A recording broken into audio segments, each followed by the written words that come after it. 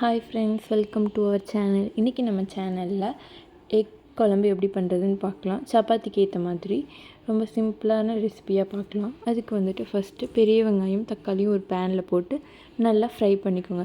ஓரளவுக்கு அது நல்லா ஃப்ரை ஆனதுக்கப்புறம் அது கூட கொஞ்சமாக மஞ்சள்தூள், garam masala, then next chicken மசாலாவும் சேர்த்துக்கோங்க. சேர்த்து நல்லா ஃப்ரை ஆகுங்க. அந்த மசாலா நல்லா ஃப்ரை ஆகி அதோட எண்ணெயெல்லாம் பிரிஞ்சு வரணும். அந்த அளவுக்கு நல்லா ஃப்ரை பண்ணிக்கோங்க. பண்ணிவிட்டு அது கூட தேங்காய் பேஸ்ட். இந்த தேங்காய் பேஸ்ட்டில் நான் என்னென்ன போட்டிருக்கேன்னா, தேங்காய், இஞ்சி, பூண்டு, பட்டை, கிராம்பு, ஏலக்காய், சோம்பு இதெல்லாம் மிக்ஸ் பண்ணி பேஸ்ட் பண்ணி போட்டிருக்கேன். இது நல்லா ஒரு வாட்டி மிக்ஸ் பண்ணி விட்டுட்டு அது கூட தண்ணி சேர்த்துக்கோங்க. நமக்கு எந்த அளவுக்கு வேணுமோ, திக்காக வேணும்னா திக்காக சேர்த்துக்கலாம், இல்லை கொஞ்சம் தண்ணியாக வேணும்னா அதுக்கேற்ற மாதிரி தண்ணி சேர்த்துக்கோங்க. சேர்த்துட்டு ஒரு வாட்டி கலந்து விட்டுட்டு தேவையான அளவு உப்பு போட்டுக்கோங்க. போட்டுட்டு மூடி வச்சுருங்க.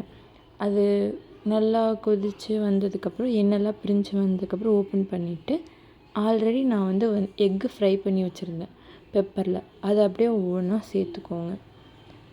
அப்புறம் கொஞ்சமாக கொத்தமல்லி தூவி எடுத்துருங்க. ரெடி ஆகிடுச்சு எக் கிரேவி. சாப்பிட்டு என்ஜாய் பண்ணுங்கள். மறக்காமல் சப்ஸ்கிரைப் பண்ணிடுங்க.